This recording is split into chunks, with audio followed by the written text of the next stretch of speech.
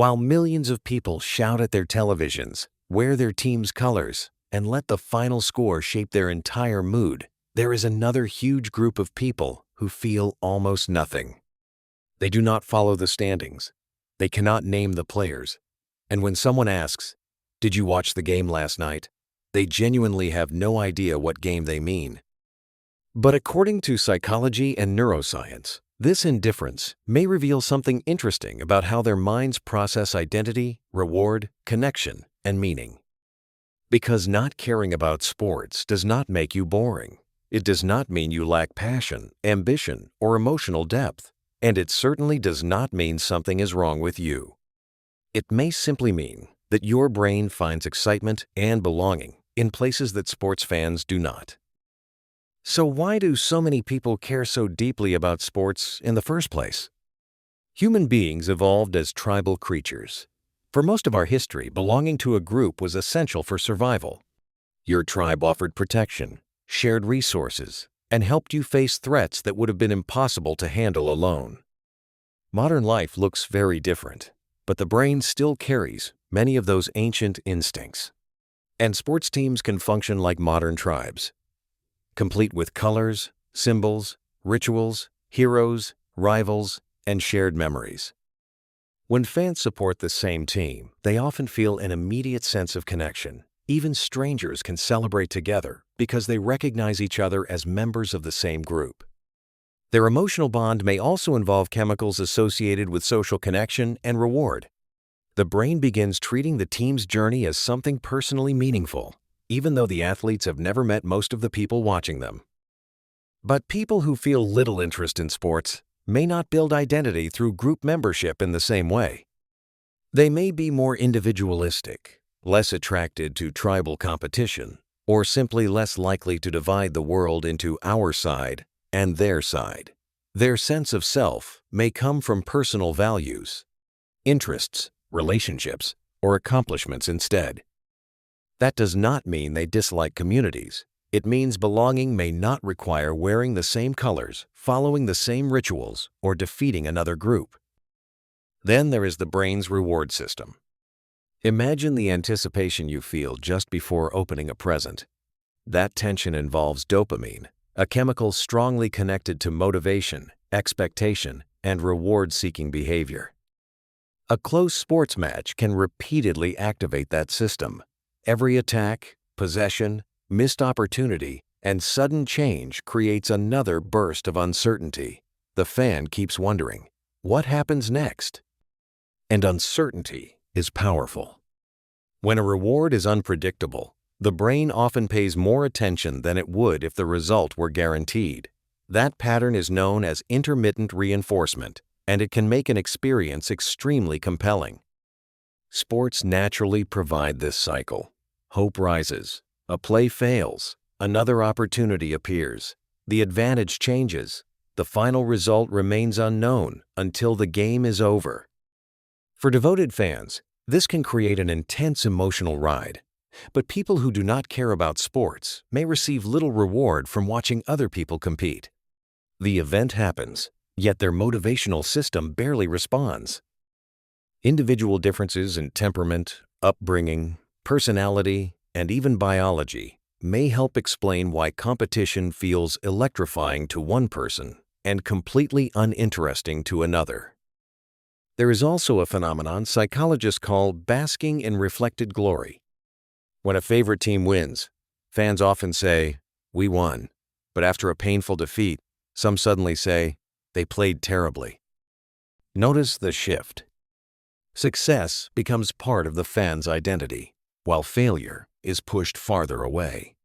This does not happen consciously in every case, but it shows how closely self-esteem can become connected to a group's performance.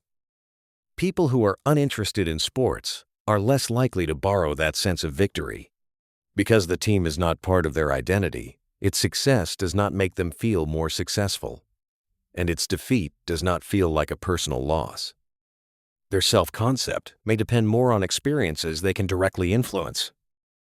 That does not make one approach psychologically superior. Sports can create friendship, joy, tradition, and genuine community. The point is that different minds use different sources to meet similar emotional needs. This becomes especially clear when we look at empathy. Sports fans can care intensely about the pressure, pain, and determination experienced by athletes they have never met. They understand the story behind the game, so each setback carries emotional weight. A non-fan may watch the same moment and feel almost nothing. But that does not mean the non-fan lacks empathy. Their emotional attention may simply be directed somewhere else. Everyone has limited time and mental energy. Some people invest theirs in teams and competitions. Others invest it in close relationships, social issues, animals, music, art, science, nature, creative work, or intellectual questions. They are still searching for meaning, connection, beauty, and emotional intensity. They are just finding those experiences through different doors.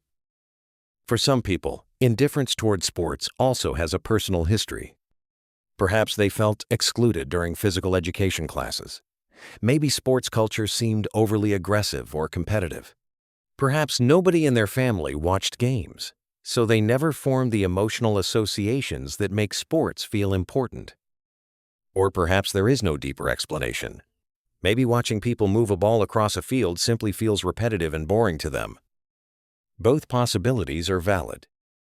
The deeper conflict between sports fans and non-fans often comes from the way each group experiences meaning. For fans, sports contain powerful narratives: the overlooked underdog, the impossible comeback, the legendary rivalry, the veteran's final season, or the team that finally wins after decades of disappointment. These stories are unscripted, and the uncertainty makes them feel real. A championship season can become a shared emotional journey filled with tension, hope, heartbreak, and celebration. But someone who does not care about sports may see the same event very differently. They may wonder, why should I emotionally invest in an outcome I cannot influence, involving people I do not know, when the result will not change my actual life? From their perspective, that is perfectly logical. Yet the sports fan is not necessarily being irrational either. Humans constantly create meaning through stories, symbols, and shared experiences. Sports are simply one especially visible way of doing that. One person finds an epic story in a championship run. Another finds it in a novel, a relationship, a personal goal, a creative project, or a scientific discovery. The difference may also involve spectator experience versus direct participation. Sports fans can form strong, one-sided connections with teams and athletes. Non-fans may prefer placing their emotional energy into situations where their actions directly affect the outcome. They may feel more satisfied creating something, learning a skill, helping someone, solving a problem, or improving an important part of their own life. They would rather participate than observe. Psychological flow, the state of becoming deeply absorbed in an activity, can be reached through countless paths. A person may experience it while playing or watching sports. Another may reach it through writing, painting, coding, gardening, reading, or making music. The brain is not demanding one specific activity. It is searching for engagement, challenge, and meaning. People who rarely watch sports may also have more time for experiences centered on their own lives. Instead of spending several hours following someone else's competition, they may pursue a project, explore an idea, or connect with people around them. That is not automatically better, but it is a legitimate way to use attention, one of the most valuable resources we possess. So, if you do not care about sports, you are not missing a fundamental piece of being human. Your reward system may respond to different experiences.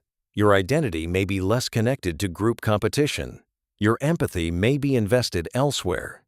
And your strongest sense of meaning may come from direct involvement rather than spectatorship.